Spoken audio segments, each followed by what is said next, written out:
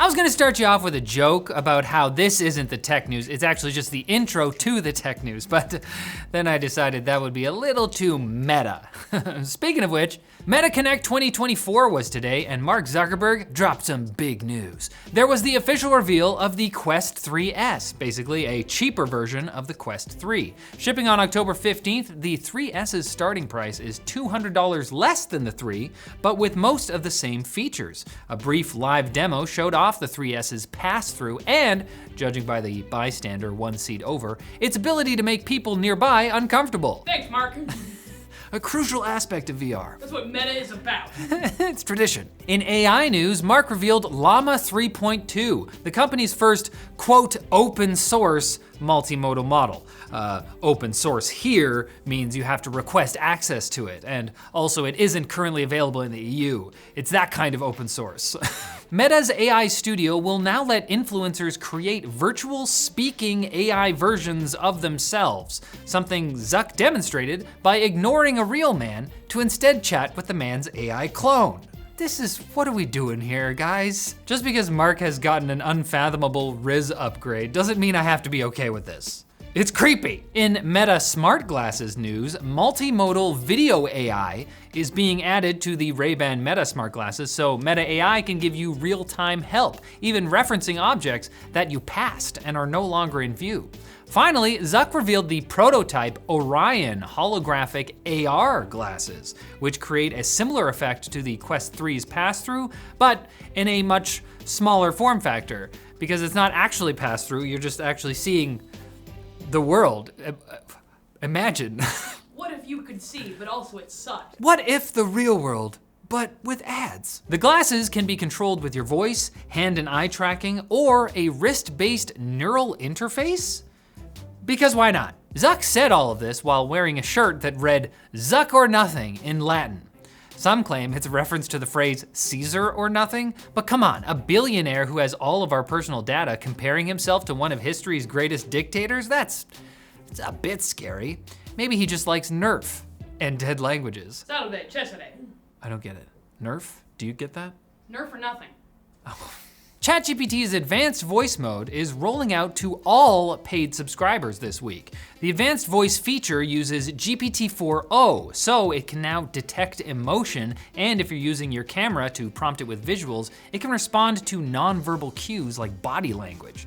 But OpenAI also says they've added custom instructions, memory, 5 new voices, and improved accents. You mean like this one?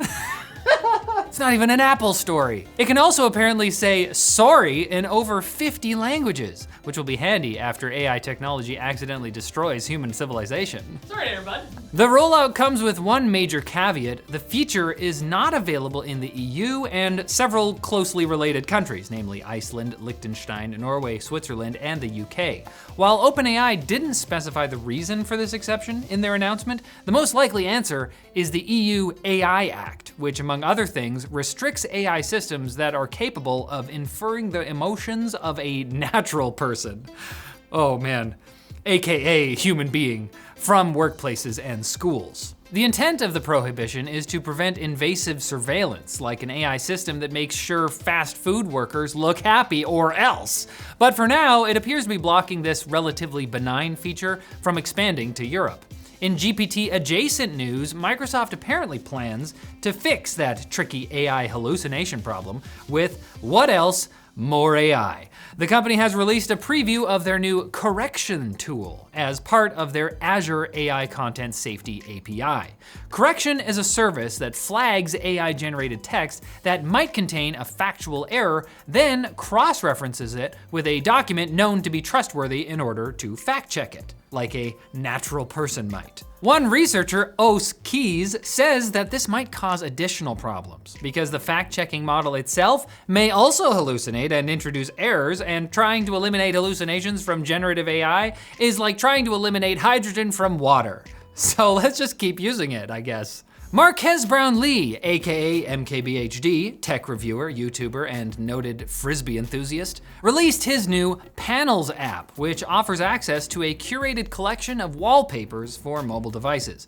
These wallpapers are free at lower resolutions, but can be downloaded at full resolution for a subscription of $12 monthly, or $50 annually, which comes out to around $4 a month.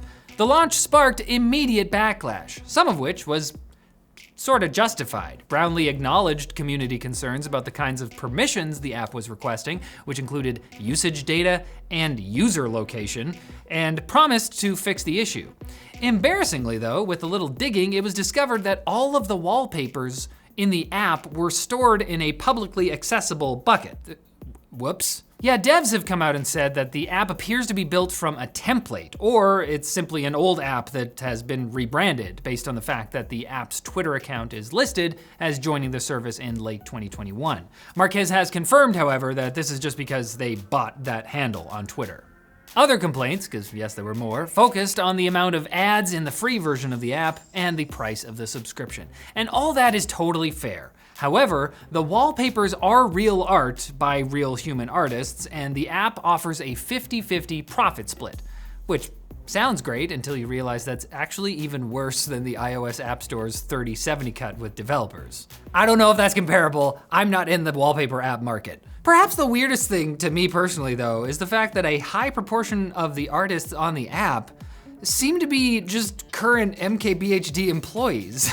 The CEO of Rabbit, the company behind the R1 AI not a phone device, Jesse Liu, even got a meme in. He hasn't had a good Twitter post in a while. Though, in MKBHD's defense, you don't actually have to buy the app, you can just ignore it, and at least he didn't shove it into completely unnecessary custom hardware and charge $200 for it. Especially when it costs way less to shove your feet into our sponsor, Vessi. For clarity, they make shoes. Like the Courtside Classic, a comfortable and versatile sneaker inspired by the 90s. Just the whole decade. They're like a time machine for your feet, but even better. Because like with all their shoes, Vessi claims the Courtside Classics are waterproof, whereas everyone knows that time machines do not do well in water, except for the hot tub one. You can get ready for the rainy season and save 15% on your first purchase by checking out Vessi at vessi.com/techlinked. Y'all ready for the quick bits? No? Too bad! Content delivery network Cloudflare will now allow customers to block bots used to scrape websites for AI training with a single click. This is part of a larger suite of tools called AI Audit, which also allows users to see which bots are crawling their site and gives them more information on where they're from and how they're being used. Users can also choose to only block certain bots and will eventually be able to sell access to their website, like a little virtual toll booth for web crawlers. AI? But I wanted pictures of Spider-Man. Get out of my office! Kaspersky, the Russian antivirus software deemed a national security concern and banned by the US government, started deleting itself from American users' PCs last week. Sounds expected, except for the part where the app also automatically installed a different antivirus on the way out. Ultra AV, made by a company called Pango.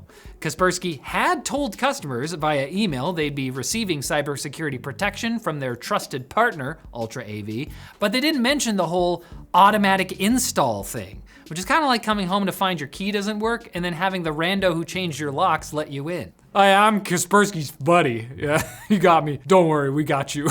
Good news, everyone, we're gonna nuke an asteroid. Scientists at the Sandia National Laboratory have been blasting silica with bursts of X-rays powerful enough to vaporize rock. And they say that we could probably use nukes to deflect asteroids that are around 2.5 miles across. This would work by superheating one side, causing material to vaporize and push the asteroid in the opposite direction. Just giving a little nudge out of its collision course with Earth, like that. It won't be enough to save us from bigger rocks like the one that killed the dinosaurs, but it's a step up from shooting Ben Affleck and Bruce Willis into space and getting them to figure it out. Twitter has released its 2024 Transparency Report, the first one since 2021. Despite the very public fight Elon Musk picked with Brazil's Supreme Court, he seems to be more open to government takedown requests behind closed doors. The platform complied with 71% of the legal requests it received this year, compared to around 30% of requests in a typical year under previous management. Meanwhile, X has changed its block feature so that a user's public posts are now visible to people they've blocked, but they just can't engage with them. What, you thought you should be able to completely block people you don't like? That's a privilege X/Twitter only affords to certain special entities like the Turkish government. And Panasonic is apparently repurposing an outdoor air conditioning system called Silky Fine Mist to create what I'd like to call wet holograms. I'll explain. The Silky Fine Mist in question is a spray of extremely small water droplets, around 6 to 10 microns in size, which quickly evaporate, removing heat without making users feel damp. Wet only in name. At some point, however, Panasonic realized that this mist could also be used as a transparent projector screen for extremely cool and cooling art displays. Unfortunately, the system is heavy, bulky, and prohibitively expensive, which is no good when you're trying to get a message out to a Jedi hermit hiding on Tatooine. We need to get more efficient with this. How? I can't fit that in a droid. Panasonic, you're my only hope. But you shouldn't hide from more tech news. Come back on Friday for another episode. It won't be scary. It'll be positive. Everything's fine. Everything's fine out there, so, okay.